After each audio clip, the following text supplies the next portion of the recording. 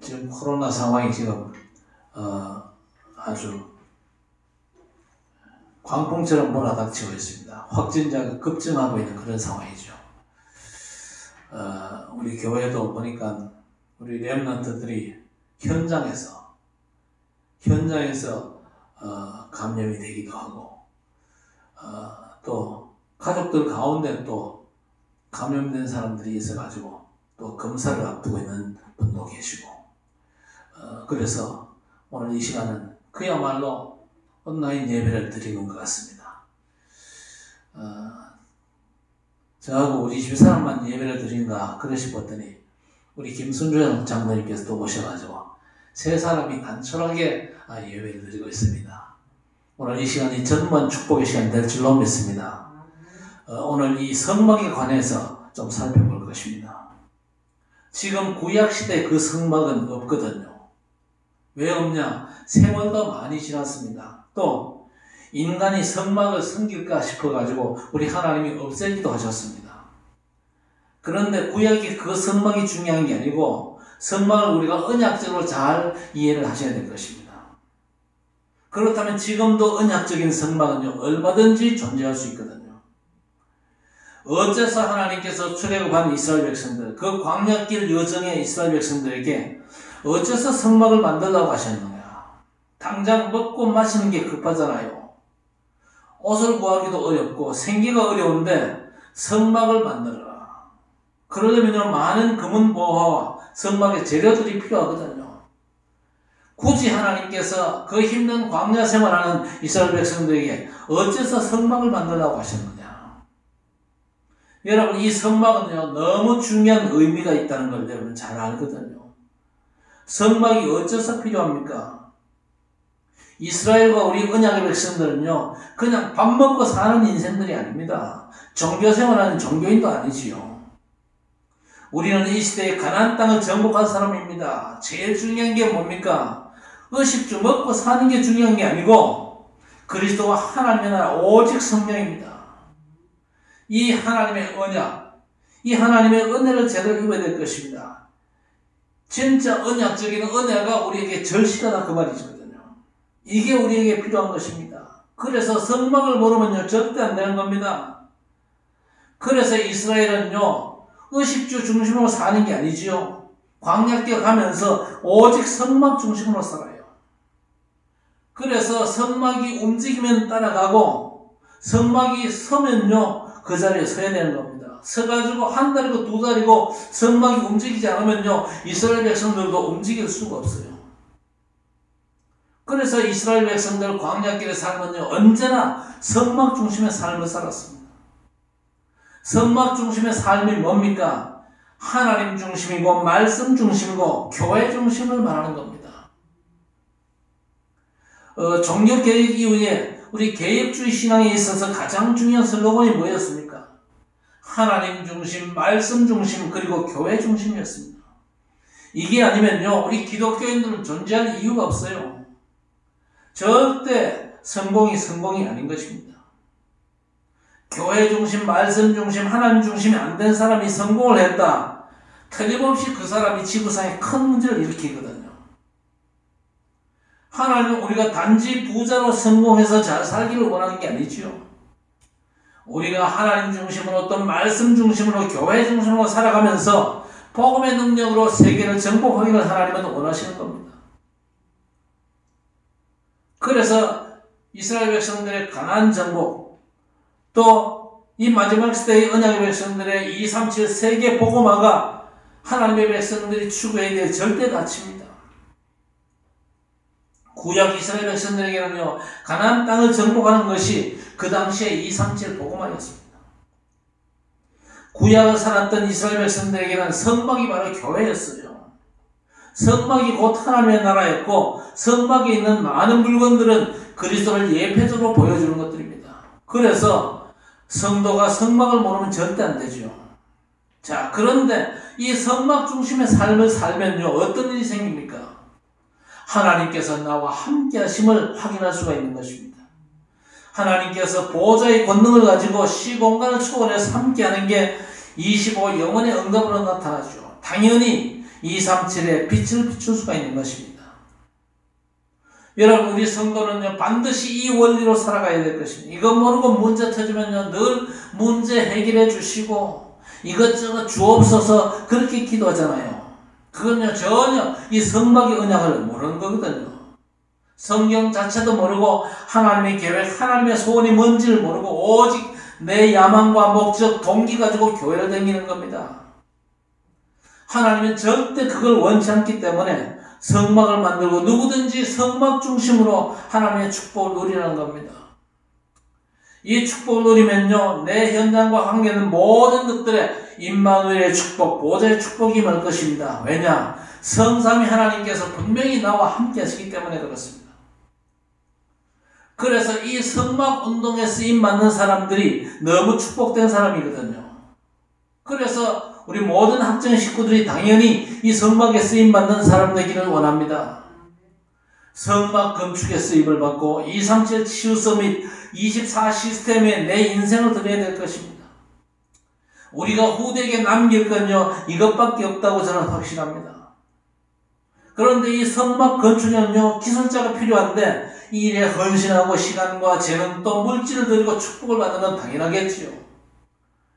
여러분, 이 성막에 쓰임을 받는다, 이건요, 교회에 쓰임 받는 것이죠.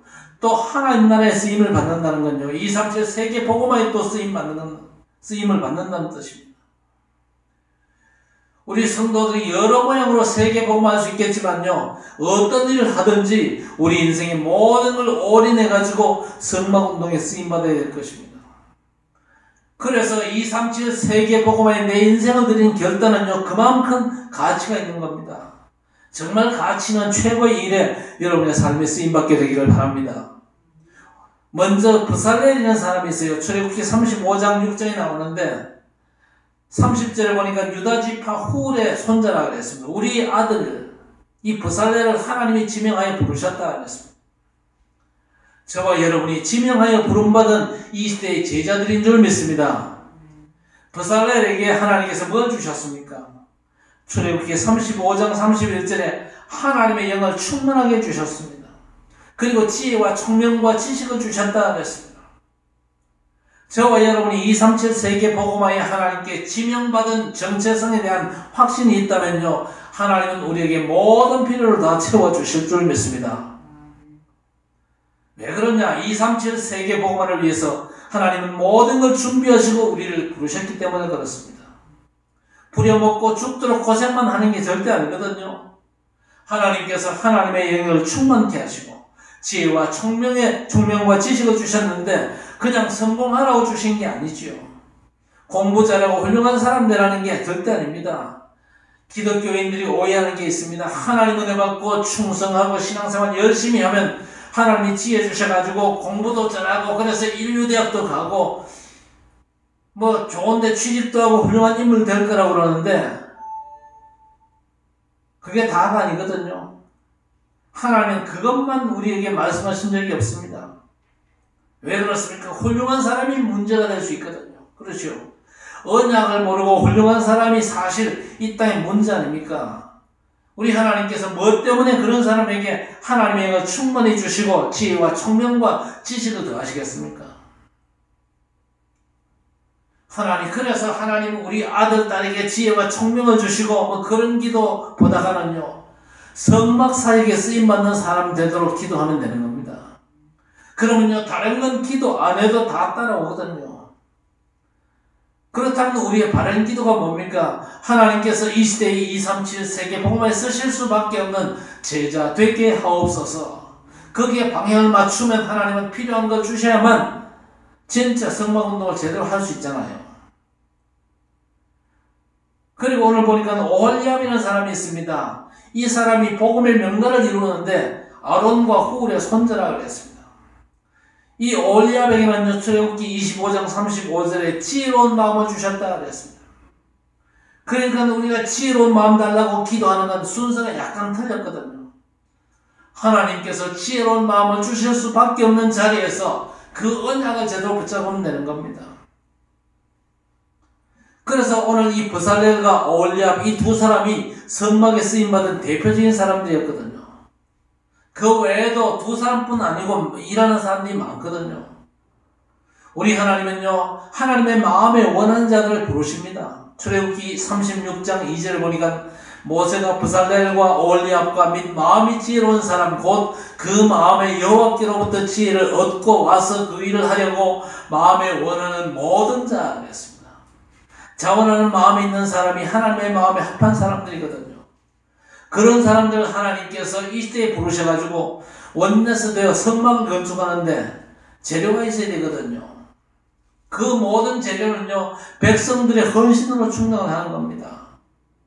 그런데 어느 정도였느냐? 백성들의 헌신이 너무 많아가지고 그만 가져가라 할 정도였습니다. 출애굽기 36장 5절에 보니까 남음이 있었더라 그랬습니다. 너무 많이 가져와가지고 남았어요. 남았으니까 더 이상 가져올 필요 없다. 그렇게 말할 정도였습니다. 하나님은요, 출애굽 때부터 벌써 이걸 준비를 하셨습니다. 피 바르고 애굽에서 나올 때에 언약의 백성들이 애굽 사람 보고 손만 벌리면요, 뭐든지 다 얻게 됐습니다. 그러니까 얼마나 많이 챙겼겠어요. 근데 챙겨서 오다 보니까 가지고 가기 힘들잖아요. 금붙이 이런 건요, 일단 무게도 많이 나갑니다. 치고 가고 또 짐승들 또 싣고 가고 그렇게 했겠지만요. 가다 보니까 오히려 그래서 또 이게 짐스럽잖아요. 그러다가 하나님께서 성막 만들어 필요한 게 있다. 금붙이들 마음에 원하는 자들 다 헌신해라. 그러니까 잘 됐다 싶어가지고 안 그래도 힘드는데 싶어가지고 이것도 다 하나님 앞에 또 헌신을 하는 그런 분들이 많았거든요. 여러분, 우리가 아직 본격적인 체험을 못하고 있지만요, 분명 우리 하나님께서는 237 세계복음화 시간표 속에서 빛의 경제, 교회 경제, 또 237 경제 응답으로 분명히 역사하실 줄 믿습니다. 약간씩은 체험하거든요. 많은 목사님들이 선교를 갔는데 돈이 부족하지가 않고 풍성할 때가 있었거든요. 또 현장에 모든 걸 풍성하게 준비해 놓으신 걸 여러 목사님들이 체험을 하거든요. 그렇다면 우리가 성막을 위해서 내 인생과 재능과 물질과 시간을 드리고 인생 전체를 드리는 헌신 때문에 그만 가져와라 할 정도로 하나님 나라 경제는요, 부족함이 없다는 걸 조금씩 체험하게 될 것입니다. 하나님 나라 경제가 오기 시작하면요, 여러분 가정경제, 또 산업경제, 교회경제가 전혀 문제가 안 됩니다. 요즘 교회마다 코로나로 경제가 어렵잖아요. 재정도 어렵고 그래서 늘 마이너스고 여기저기 돈 빌려와야 되고 재정부는 마음고생하는데 신경 안 써도 될 만큼 하나님의 시간표가 지금 다가오고 실제가 되는 줄 믿습니다. 그 세계 복음의 경제가 뭔지 아십니까? 우리 성도 여러분이 마음 남고 헌금하는 그 시간이 빛의 경제가 회복되는 시간인 줄 믿습니다. 그야말로 세계 복음화 운동에 쓰임받을 믿음의 사람들, 언약의 사람들에게만 해당되는 엄청난 축복이거든요.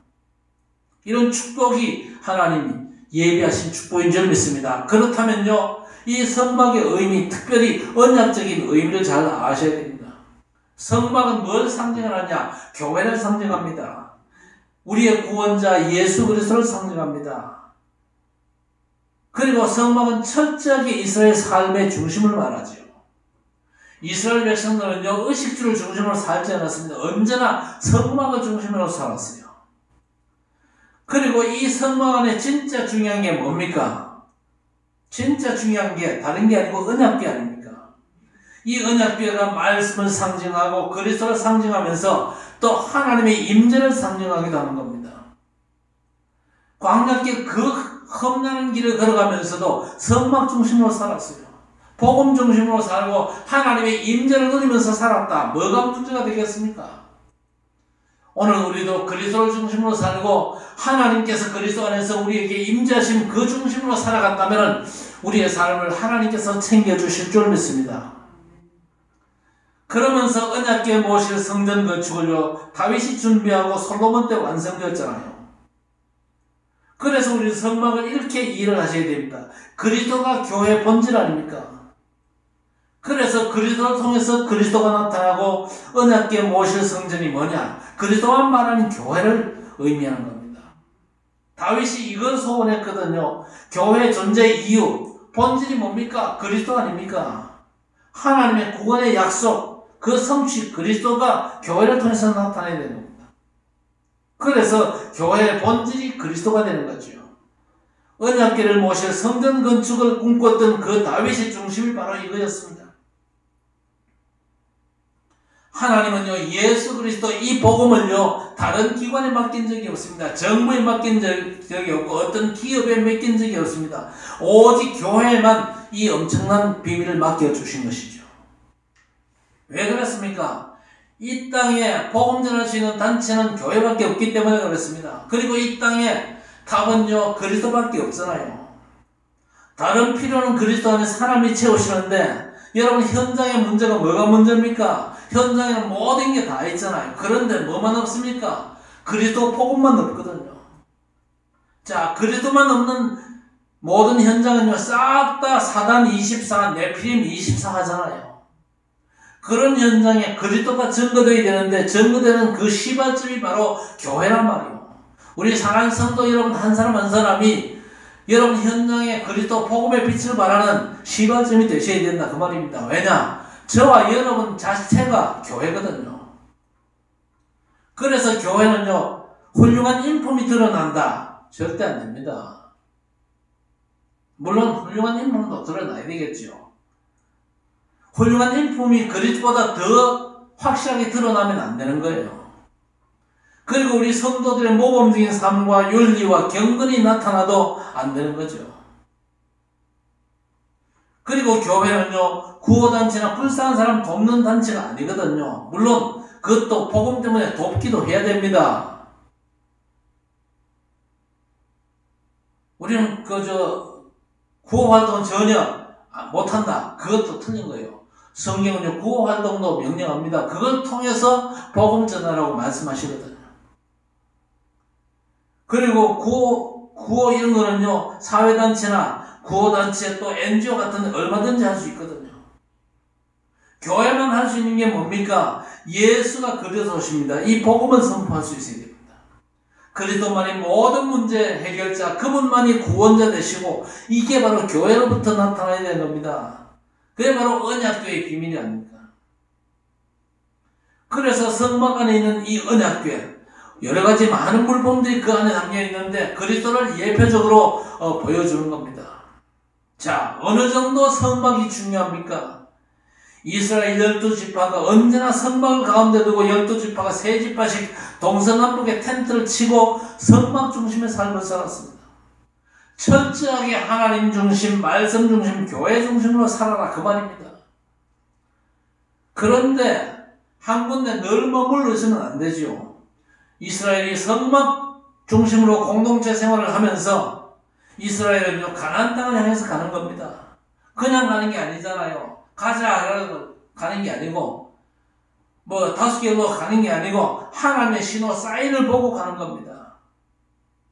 그 신호와 사인이 뭡니까? 하나님께서 구름 기둥과 불 기둥으로 사인을 보내시는 거죠.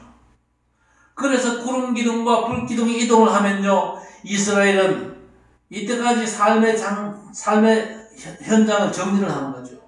성막에 있는 물건들을 다 챙기고 가장 중요한 언약궤를 제사장에 메고는요, 가나안 땅을 향해서 가는 겁니다. 그 뒤를 이스라엘 백성들이 따라가는 거예요. 따라가는데 묻지 않고 따라갑니다. 내 의견, 생각 말하지 않고 따라가죠. 그리고 구름 기둥과 불 기둥이 멈출 때까지 걷는 겁니다. 그 걸음이요, 이틀이 걸려도 그냥 따라가고 10일이 걸려도 그냥 따라가는 겁니다. 다리 아픈데 좀 쉬었다가 잘 안 통합니다. 언약궤가 멈추면요, 그때 쉬는 거죠. 그게 바로 하나님의 말씀 흐름, 언약의 흐름을 따라가는 거죠. 그게 바로 하나님의 시간표고 이정표거든요. 자, 그렇게 언약궤를 따라갔더니 요단강이 갈라지고 여리고성이 무너지고 가나안 땅이 정복이 되어버린 겁니다. 그러니까 이스라엘 백성들에게 있어가지고 이 성막은 너무나 엄청난 의미가 있는 겁니다.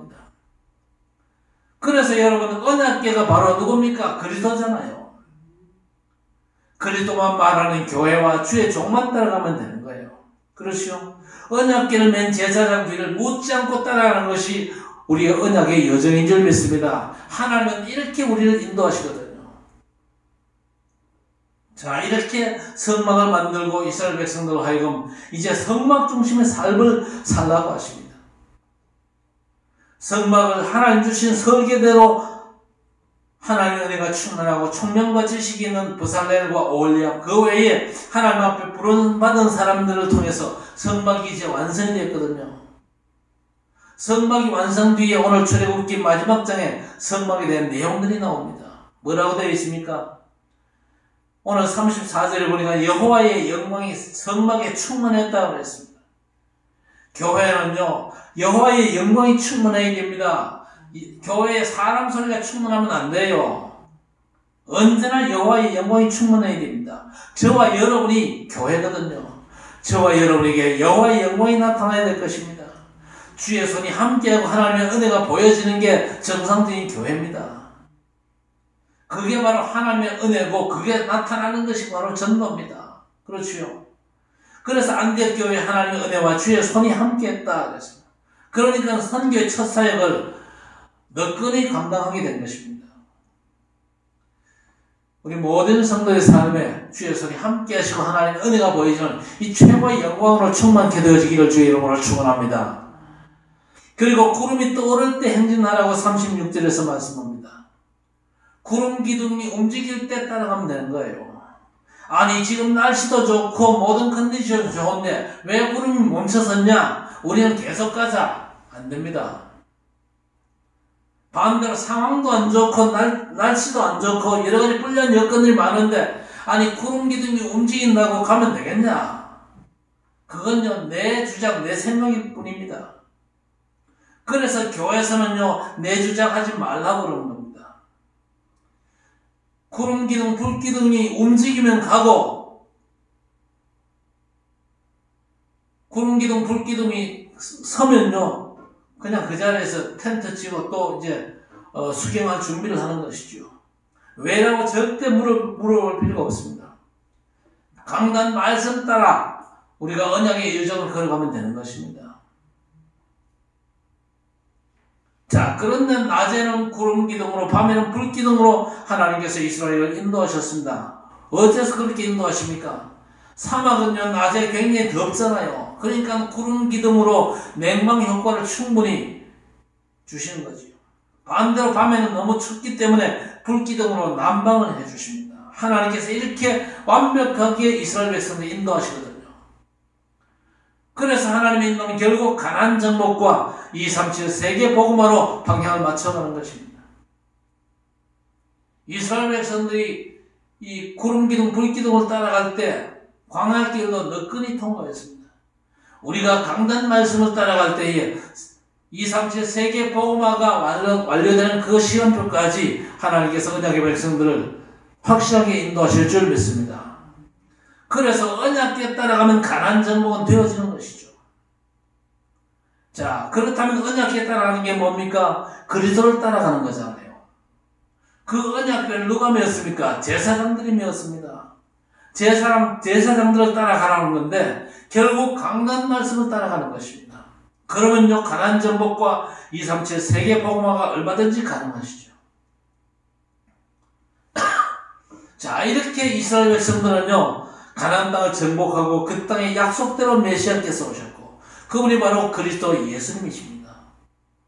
그런데 그분은 지금 성령으로 우리와 함께 하시고 약속하신 성령 충만을 받아가지고 사도행전 1장 8절의 성취를 우리가 누리면 되는 것입니다.